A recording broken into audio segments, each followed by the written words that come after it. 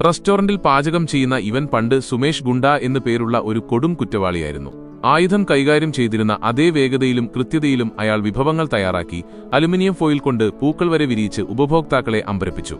സത്യസന്ധനായി ജോലി ചെയ്തിരുന്ന അയാൾക്ക് അവിടെ തുടരാൻ മറ്റൊരു ലക്ഷ്യം കൂടിയുണ്ടായിരുന്നു. എന്നാൽ അപ്രതീക്ഷിതമായി കുളിമുറിയിൽ വീണ് പരിക്കേറ്റ അയാൾക്ക് പഴയ കാര്യങ്ങളെല്ലാം മറന്നുപോയി.